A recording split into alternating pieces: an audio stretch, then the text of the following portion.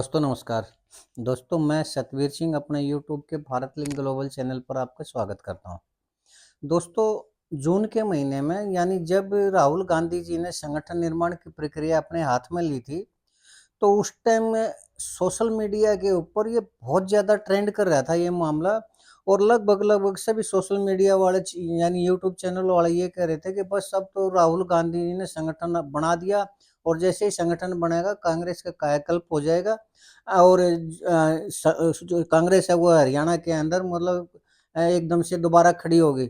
ऐसा मतलब दिखाई दे रहा था कि उनके अनुसार तो बस जैसे ही संगठन बनेगा, जैसे ही राहुल गांधी जी अपॉइंट करेंगे डिस्ट्रिक्ट प्रेसिडेंट को और 1 महीने के अंदर कांग्रेस का राज आ जाएगा, बीजेपी सरकार छोड़ देगी। लेकिन दोस्तों उसमें एक चीज़ ये भी थी, आगे बस भूपेंद्र हुड्डा का तो गया, कांग्रेस से काम खत्म हो लिया, भूपेंद्र हुड्डा के दिन लद गए, ये हो गया, वो हो गया, ये सारी इस तरह की बातें हो रही थी। तो दोस्तों उस टाइम पे मैंने वीडियो बनाई थी कि पहली बात तो ये है कि राहुल गांधी जी कितना ही प्रयास कर लें, हरियाणा के अंदर वो अपने अनुसार संगठन नहीं बना सकते। क्यों नहीं बना सकते? क्योंकि मुझे ऐसा लग रहा है कि जो जितने जो दूसरे बागी गुट कहिए या जो भूपेंद्र हुड्डा के बागी हैं वो कहिए, उनके अंदर अपनी सीट के अलावा और सीट निकालने की कैपेसिटी नहीं है, जबकि भूपेंद्र हुड्डा की पकड़ है, वो ज़्यादा मजबूत है। तो भूपेंद्र हुड्डा मेरे हिसाब से नहीं बनने देगा। लेकिन लोग ये कह रहे थे कि बस 30 जून को निर्णय आ जाएगा और 30 जून को संगठन हो जाएगा, पूरा का पूरा संगठन। तो मैंने उसी टाइम वीडियो बनाया था कि 30 जून छोड़िए, 31 जुलाई को भी नहीं बनेगा और 31 जुलाई छोड़िए 31 अगस्त तक भी संगठन नहीं बनेगा। और वही हुआ दोस्तों, उस संगठन का आज कहीं कोई पता नहीं है कि किसने बनाना था, किस-किस को अपॉइंट करना था। वो सारी जो प्रक्रिया थी वो आज रद्दी के टोकरे में पड़ी है। तो मैंने एक वीडियो और बनाया था दोस्तों। मैंने उसमें ये कहा था कि अगर राहुल गांधी भूपेंद्र हुड्डा से पीछा छुड़ाना चाह रहे हैं, और ये मैं भी मानता हूँ कि आज जिस हिसाब से भूपेंद्र हुड्डा जी ने कांग्रेस के ऊपर कब्जा कर रखा है, उसको अपनी मुट्ठी के अंदर जकड़ रखा है, उसमें जितने भी और दूसरे नेता हैं ना, उनके लिए कोई न तो जगह बची और न वो कुछ कर पा रहे हैं, और वो सिवाय फड़फड़ाने के और कुछ भी नहीं कर पा रहे।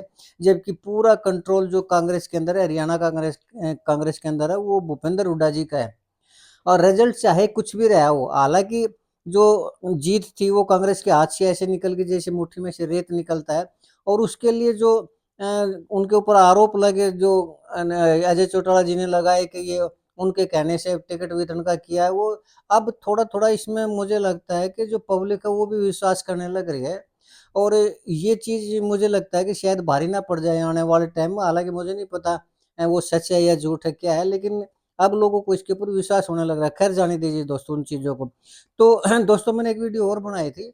मैंने ये कहा था कि अगर राहुल गांधी जी भूपेंद्र हुड्डा जी से छुटकारा पाना चाहते हैं, तो पहली बात तो ये है कि इतनी हड़बड़ी ना दिखाएँ।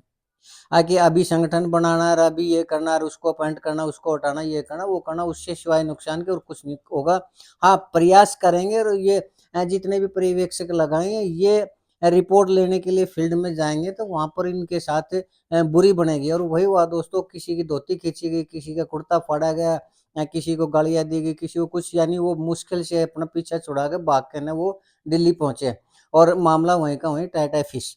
तो जो मैंने बताया था वो ये कहा था कि इसकी बजाय ये चीज़ ज़्यादा बेटर है कि राहुल गांधी डिस्ट्रिक्ट वाइज़ उनको सौंप दें नेताओं को। अब जैसे हरियाणा के अंदर मुख्य रूप से जो 5 या 6 ही नेता हैं, जैसे भूपेंद्र हुड्डा जी है, दीपेंद्र हुड्डा जी है, कुमारी शैलजा जी हैं, रणदीप सुरजेवाला जी हैं, अशोक तंवर जी हैं, चौधरी वीरेंद्र सिंह जी हैं। तो मैंने उस टाइम ये बताया था कि इसके लिए ये बेटर है, अगर राहुल गांधी हरियाणा के अंदर कुछ करना चाह रहे हैं, तो वो जिस जिले का जो नेता है, यानी कुमारी शैलजा जी है, उनका अम्बाड़ा के अंदर भी होल्ड है। उनका कुछ जो वो हैं वो सिरसा की साइड में, क्योंकि वो सिरसा से सांसद हैं, सांसद हैं वो इस टाइम। और उनका सिरसा में तो चलो अशोक तंवर जी आ चुके हैं, तो मैंने ये कहा था कि सिरसा और हिसार, ये जिले तो अशोक तंवर जी को सौंप देने चाहिए, बिल्कुल पूरी तरह से। साथ में मैंने भिवानी भी बताया था, यानी जिस जिले में उनका वर्किंग एरिया उसके साथ लगते हुए जिले, वो उन्हीं को सौंप देने चाहिए और उनको ये कह देना चाहिए कि आप इन जिलों की ज़िम्मेदारी आप सँभालेंगे और आप अपना एक तरह से कार्यकारी जिला अध्यक्ष लगाइए, वो अपॉइंट करके ना और उनसे काम करवाइए। और हर जिले का मैंने बताया था कि किससे क कौन-सा जिला सौंपना चाहिए, पूरे के पूरे मैंने 22 जिलों के बारे में बताया था और उसमें से लगभग ये जो 5 नेता हैं यानी 3-3 जिले मैंने कहा था कि 15-16 जिले 30 जो बाकी के मेवात का एरिया है, वो मैंने ये कहा था कि मेवात का एरिया सौंप देना चाहिए रॉबर्ट वाड्रा जी को। क्यों? क्योंकि वो अपनी इच्छा ज़ाहिर कर चुके हैं कि मैं हरियाणा से सांसद बनना चाहता हूँ और हरियाणा की राजनीति करना चाह रहा हूँ।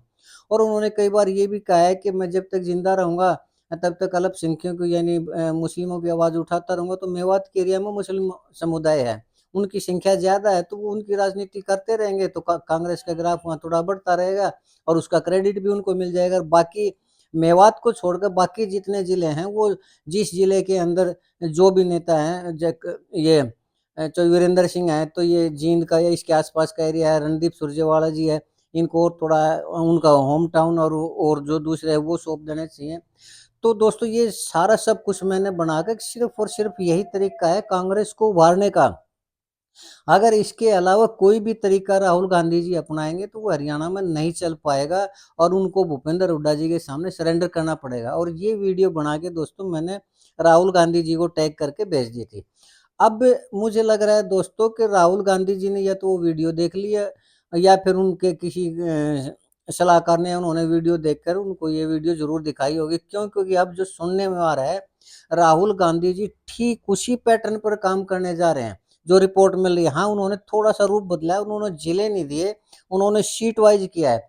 और ये जो जितने नेता हैं ना, ये 5 या 6 नेता हैं, उनको 15-15 सीटें डिवाइड करने के वो है कि विधानसभा की जो 15 सीटें हैं, उन पे 1 अध्यक्ष बनाया जाएगा और इस तरह 90 सीटें हैं, तो उन्होंने 6 हिस्सों में उनको बाँटा है और ये 4 या 5 नेता हैं, तो ये कर बाकी का जो मुझे लगता है कि बाकी का भी ऐसे ही करेंगे। रॉबर्ट वाड्रा को या उनका कोई अपना जो समर्थक है, मेवात का एरिया, मुझे लगता है कि शायद वो उनको सौंप देंगे। यानी तरीका वही है, सिर्फ़ नाम बदला है। उन्होंने 15 विधानसभा सीट की, मैंने 3 जिले कहे थे, 3 जिलों में अगर आप देखें, किसी जिले के अंदर 4 विधानसभा क्षेत्र हैं, किसी के अंदर 5 विधानसभा क्षेत्र हैं, तो यानी वही फ़ॉर्मूला सामने आने लग रहा है, 3-3 जिलों का सामने आने लग रहा है। फिर मैंने कहा था कि उन्हीं जिलों के अंदर उन्हीं नेताओं की वो होनी चाहिए कि अध्यक्ष वो अपने हिसाब से बना ले। तो उसके आगे अब उन्होंने जो डिवाइड किया, वो ये किया है कि हर 3 सीट के ऊपर 1 अध्यक्ष होगा, हर 3 विधानसभा सीट के ऊपर। तो बात तो वही आ गई, 3 जिले मैंने सौंपने के लिए कहा था और उन्होंने ये कहा था 1 जिले के अंदर किसी में 4 किसी में 5 तो 5 सीटों के ऊपर 1 वो होगा। तो उन्होंने विधानसभा क्षेत्र कह दिया कि 3 विधानसभा क्षेत्र के ऊपर वो एक अध्यक्ष बना ले, अपना कार्यकारी अध्यक्ष बना ले या कुछ भी बना ले और 15 का मतलब ये है कि 5-5 अपने वो अध्यक्ष बना लें। तो उन्होंने ठीक वही पैटर्न अपनाया जो मैंने कहा था दोस्तों। और मुझे लगता है कि ये पैटर्न अगर राहुल गांधी अपनाते हैं तो ये ठीक है। और मैंने ये भी कहा था कि अभी ये जो पद हैं, सीएलपी का है, कांग्रेस अध्यक्ष का है या और जो दूसरे हैं, तो उनको अभी ना छेड़े। क्यों? क्योंकि जैसे वो उनको छेड़ेंगे बवाल होगा, पूरे हरियाणा के अंदर बवाल होगा और भूपेंद्र हुड्डा जी ये बनने ही नहीं देंगे इन अध्यक्ष पद के ऊपर, सीएलपी या अध्यक्ष पद या और जो महत्वपूर्ण पद है, उन पर भूपेंद्र हुड्डा जी किसी भी सूरत में अपने अलावा किसी दूसरे को जाने ही नहीं देंगे। तो उस चीज़ से रुकने के लिए, उस चीज़ से बचने के लिए सिर्फ़ एक तरीका है कि अभी इनको ना छेड़ें और अभी जो ग्राउंड लेवल पे काम करें और 3-3 जिले यानी जैसे वो कह रहे हैं 15-15 सीट, उसके ऊपर वो एक-एक नेता की ज़िम्मेदारी सौंप दें।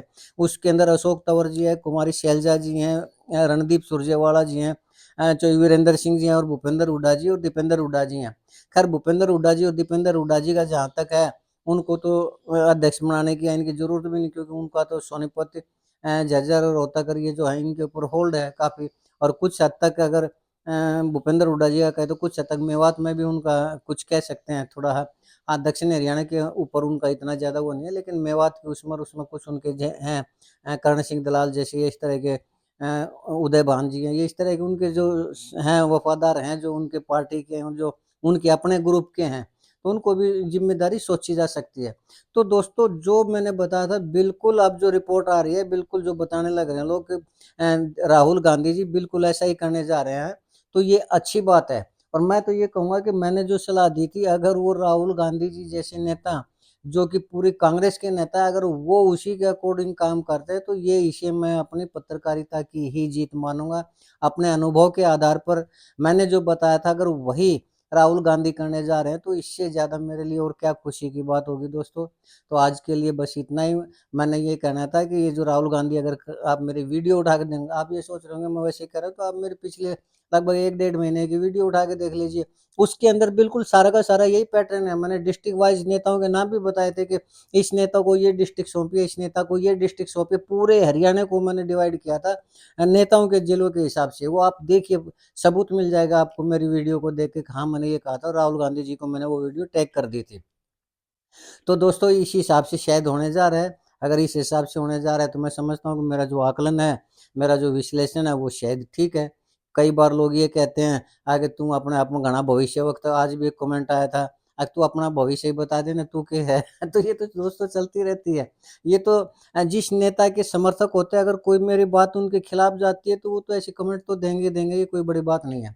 खैर दोस्तों, लेकिन मैं एक बात ज़रूर कहना चाहूँगा कि न तो मैं किसी नेता के पक्ष में हूँ, न किसी नेता के विपक्ष में हूँ। मेरे लिए हर नेता बराबर है, चाहे वो कोई भी हो, किसी भी पार्टी का हो। और राजनीतिक रूप से मैं किसी भी पार्टी से आज तक नहीं जुड़ा कभी भी, और न ही आगे जुड़ने की संभावना है। तो जो भी मैं विश्लेषण देता हूँ, वही प्रयास करता हूँ कि वो निष्पक्ष रहे। तो आज के लिए इतना ही कहना चाह रहा था दोस्तों। मुझे उम्मीद है कि आपको मेरी ये बात पसंद आई होगी, मेरा ये विश्लेषण आज का पसंद आया होगा। अगर आपको लगा कि मैं ठीक कह रहा हूँ, तो आपसे प्रार्थना करना चाहूँगा कि आप मेरे इस वीडियो को लाइक करें, शेयर करें और कमेंट ज़रूर करें दोस्तों। और चलते-चलते एक निवेदन करना चाहूँगा कि आप मेरे इस चैनल को सब्सक्राइब ज़रूर करें, ताकि मेरा हौसला बढ़ता रहे। आपने मेरा ये वीडियो देखा, इसके लिए आपका बहुत-बहुत धन्यवाद। नमस्कार, जय हिंद, जय भारत।